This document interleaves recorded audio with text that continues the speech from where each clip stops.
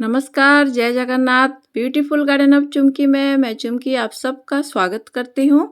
अक्टूबर का महीना ख़त्म होने वाला है, नवंबर का महीना स्टार्ट होने वाला है और विंटर सीजन हमारे दरवाजे पर दस्तक दे रही है। तो अभी का मौसम है जो हम जितने सारे हाइब्रिड हमारे हिबिस्कस हैं, जैसे कि Pune variety, American, Taiwan, Australian, Bangalore, ये सब वैरायटी का जो हिबिस्कस है उनका कुछ स्पेशल केयर लेने का अभी हम लोग कुछ स्पेशल ऐसा चीज़ करेंगे, उसका कुछ स्पेशल केयर लेंगे, उसमें कुछ स्पेशल फर्टिलाइज़र डालेंगे, तभी वो पूरा विंटर सीजन हम लोगों को ढेर सारा फूल देंगे। तो आज के ब्लॉग में हम लोग यही जानेंगे, तो बने रहिए मेरे साथ वीडियो के आखिरी तक। तो सबसे पहले हम लोग जान लेते हैं इस टाइम पे क्या फर्टिलाइज़र हम लोग अपने हिबिस्कस में देंगे।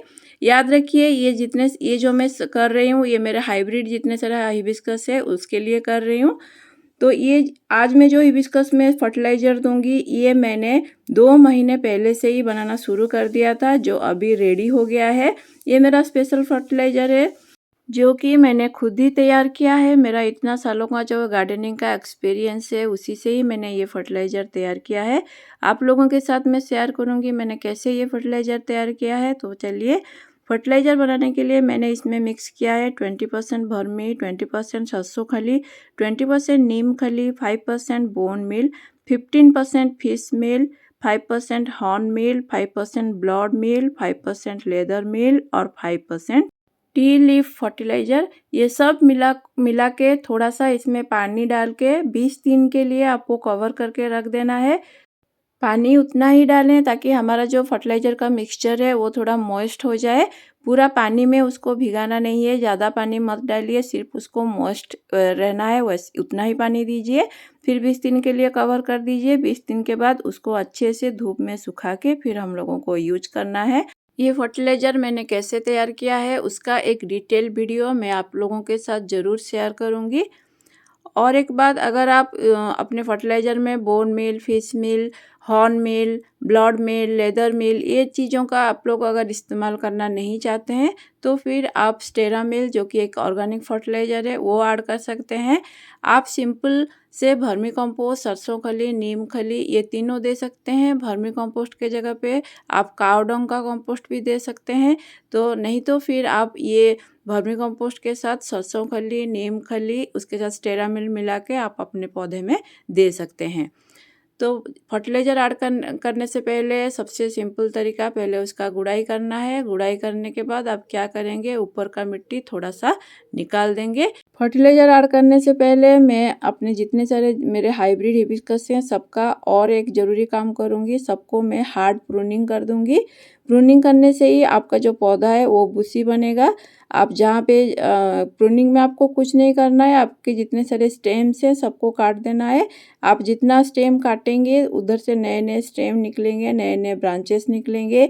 तो फिर नए ब्रांचेस का मतलब है नए लीव्स आएंगे, नए बर्ड्स आएंगे, और जितना ज़्यादा बर्ड्स आएंगे उतना ज़्यादा फूल आएंगे। तो इसकी वजह से उसमें एक बार हार्ड प्रूनिंग करना बहुत ज़रूरी है। तो ये जो प्रूनिंग है ये आपको विंटर सीजन जब आने वाला होगा तभी उसी टाइम पे ही करना है। और तीसरी ज़रूरी बात यह है कि जब आप प्रूनिंग करेंगे, जैसे आज मैंने प्रूनिंग किया है, तो आज शाम को ही मैं उसमें फंगिसाइड्स का स्प्रे करूंगी। फंगिसाइड्स आप कोई भी ले सकते हैं। मैं ब्लू कपर का करती हूँ, वो 1 लीटर और 1 टेबलस्पून आपको मिला लेना है और अपने जो हिबिस्कस के प्लांट्स है उसमें आप लोगों को स्प्रे कर देना है। याद रखिए, जिस दिन प्रूनिंग करेंगे उसी शाम को ही आपको फंगिसाइड्स का स्प्रे करना है। उसके बाद मैं क्या करूँगी ना, जितने सारे पत्ते हैं, बड़े बड़े पत्ते, वो भी मैं तोड़ दूँगी। चलिए, मेरा प्रूनिंग कंप्लीट हो गया है। अभी उसमें फर्टिलाइज़र ऐड कर दूँगी। फर्टिलाइज़र जो मैंने तैयार किया है उसका 2-2 मुट्ठी मैंने ऐड कर दिया है। ये वाला जो फर्टिलाइज़र है ये आप महीने में एक बार भी यूज कर सकते हैं। इसमें जो हिबिस्कस का पौधा है उसका ओवरऑल ग्रोथ बहुत अच्छे से होता है।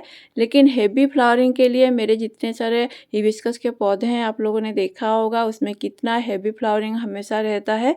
तो उसके लिए एक दूसरा फर्टिलाइज़र मैं यूज करती हूँ।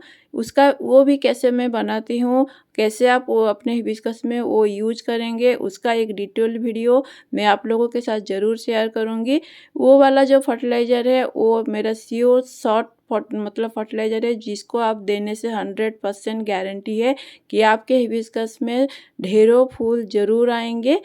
वर्मी कंपोस्ट देने के बाद उसमें आप अच्छे से पानी दे दीजिए। प्रूनिंग के 7 दिन पहले से ही आपको वाटरिंग कम कर देना है, उसके बाद ही आपको प्रूनिंग करना है। और हार्ड प्रूनिंग के बाद आप लोगों को जितना सारा बड़ा बड़ा पत्ता है उसको भी अपने जो प्लांट है उसमें से तोड़ देना है। प्रूनिंग करने के बाद भी आप लोगों को 3 चीज़ का बहुत ध्यान रखना है। पहला बात, प्रूनिंग के बाद आपको वाटरिंग कम कर देना है। जैसे कि अगर आप पहले जितना पानी दे रहे हैं उसका अभी आप 1/5 पानी देंगे। पानी कम क्यों देंगे? क्योंकि अभी प्रूनिंग के बाद हम लोगों ने पत्ते भी निकाल दिए हैं, तो फिर पौधे में पत्तों ना के बराबर हैं। तो इसीलिए अगर हम लोग ज़्यादा पानी देंगे तो पानी क्या होगा ना, पॉटिंग मिक्स में रह जाएगा और रूट डैमेज होने के चांसेस रहते हैं। अगर आप सोच रहे हैं कि पानी तो ड्रेनेज होल से निकल जाएगा, तो फिर क्या दिक्कत है? पानी ड्रेनेज होल से निकल जाएगा, लेकिन क्योंकि पत्ते कम हैं तो फिर पानी का यूज भी कम होगा और पानी ज़्यादा पॉटिंग मिक्स में रह जाएगा। तो इसीलिए पानी आप लोगों को अभी कम देना है अपने पौधे में। प्रूनिंग के बाद दूसरी ज़रूरी बात आप लोगों को करना है, आप लोगों को वाटरिंग कम करना है उसके रूट जोन में, लेकिन डेली कम से कम 3-4 बार आप स्प्रेयर से आपके पौधे को अच्छे से नहलाना है। ये क्यों करना है? ये करने से क्या होगा ना, आपके स्टेम जो है वो सॉफ्ट रहेंगे और उसमें से नए नए शूट्स निकलेंगे। प्रूनिंग के 3 दिन के बाद आपको आपके सारे हिबिस्कस में एक लिक्विड फर्टिलाइज़र भी देना है। ये जो लिक्विड फर्टिलाइज़र है इसमें मैंने मिलाया है कोई भी बैलेंस एनपीके आप ले लीजिए, एनपीके 18-18-18, 19-19-19 या 20-20-20, ह्यूमिक एसिड, एप्सम सॉल्ट और फंगिसाइड्स कोई भी आप ले लीजिए। कितनी मात्रा में मिलाना है ना, बैलेंस एनपीके आपको 2 ग्राम पर लीटर के हिसाब से मिलाना है, ह्यूमिक एसिड 1 ग्राम पर लीटर, एप्सम सॉल्ट 1 ग्राम पर लीटर और कोई भी फंगिसाइड्स आप 2 ग्राम पर लीटर इसमें ऐड कर दीजिए। ट्राइकोडर्मा आप ले सकते हैं जो कि एक ऑर्गेनिक फंगिसाइड्स है, कोई दूसरा फंगिसाइड्स भी, आप कोई भी फंगिसाइड्स ले लें, कोई दिक्कत नहीं है। सब कुछ अच्छे से आप मिक्स कर दें। मिक्स करने के बाद आप अपने जो हिबिस्कस के प्लांट्स है उसमें दे दीजिए। मैंने ज़्यादा मात्रा में बनाया है, आपने देखा होगा क्वांटिटी मेरा कितना ज़्यादा है, क्योंकि मुझे कुछ दूसरे मेरे प्लांट्स है उनको भी ये फर्टिलाइज़र देना है। तो सब मेरे ये सब फ्रूट बास्केट में लगा है कुछ कुछ, तो उनमें मैं 2-2 स्पून दे दूँगी, लेकिन जो पॉट में लगा है उसमें मैं सब 1-1 स्पून दे दूँगी। तो आपके पॉट के हिसाब से आप ये जो लिक्विड फर्टिलाइज़र है वो आप दे दें। चौथी ज़रूरी बात आप लोगों को याद रखना है, जब आपके जो हिबिस्कस के प्लांट्स है उसमें नए नए पत्ते निकलेंगे तो फिर आपको वीकली एक बार फंगिसाइड्स और इंसेक्टिसाइड्स का स्प्रे ज़रूर करना है, क्योंकि नए नए पत्ते में जो थ्रिप्स होते हैं उनके अटैक होने का चांसेस बहुत ज़्यादा रहते हैं। और सबसे आखिरी में 5वीं बात आप लोगों को याद रखना है, जिस दिन आप लोग फर्टिलाइज़र देंगे उस दिन आप लीफ मोल्ड भी आपके पौधे में दे दीजिए। जितने सारे आपके हिबिस्कस हैं सब में 2-2 मुट्ठी आप ऐड कर दीजिए। ये देखिए मेरा लीफ मोल्ड, मैं सब कुछ ज़्यादा क्वांटिटी में बना के रखती हूँ। लीफ मोल्ड बनाना भी बहुत ही आसान है, आप घर में आसानी से बना सकते हैं। उसका एक वीडियो मैं आगे आप लोगों के साथ ज़रूर शेयर करूँगी। देखिए मेरे सारे पौधे में मैं 2-2 मुट्ठी लीफ मोल्ड दे दूंगी। लीफ मोल्ड क्या करता है? लीफ मोल्ड अपना जो पॉटिंग मिक्स है उसको एसिडिक बनाता है, और आप लोगों को पता है कि हिबिस्कस का जो पॉटिंग मिक्स है वो एसिडिक होना बहुत ज़रूरी है, तभी जाके उसमें अच्छे ग्रोथ आएंगे और अच्छे फूल आएंगे। ये मेरे जितने सारे येलो येलो पत्ते हो गए हैं सबको मैं आज तोड़ दूँगी। ये येलो हो गए हैं क्योंकि प्रूनिंग से पहले 7 दिन पहले से ही मैंने उनमें वाटरिंग कम कर दिया था। सबसे आखिरी में एक बहुत ही ज़रूरी बात आप लोगों को मैं बता देती हूँ, अगर आपके पास देसी हिबिस्कस का पौधा है तो फिर आप ये सीजन में उनका प्रूनिंग मत कीजिए, क्योंकि अभी विंटर सीजन आ गया है और अभी ये होता है जो देसी वैरायटी के होते हैं उनका ये होता है डोरमेंसी सीजन। तो अभी उसमें आप प्रूनिंग या फिर फीडिंग कुछ भी आप उसमें मत दीजिए।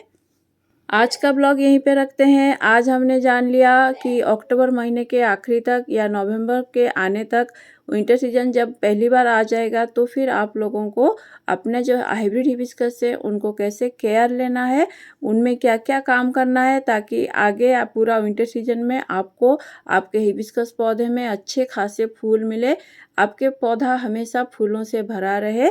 तो फिर आशा करती हूँ आज का इन्फॉर्मेशन आप लोगों को अच्छा लगा होगा। अगर अच्छा लगा है तो फिर ज़रूर लाइक कीजिए, अपने दोस्तों के साथ शेयर कीजिए और अगर आप मेरे चैनल में नए हैं तो फिर ज़रूर मेरे चैनल को सब्सक्राइब कीजिए और राइट साइड में जो बेल का आइकन है उसको भी दबा दीजिए ताकि जब भी कोई मैं वीडियो डालूँ उसका नोटिफिकेशन आपको मिल जाए।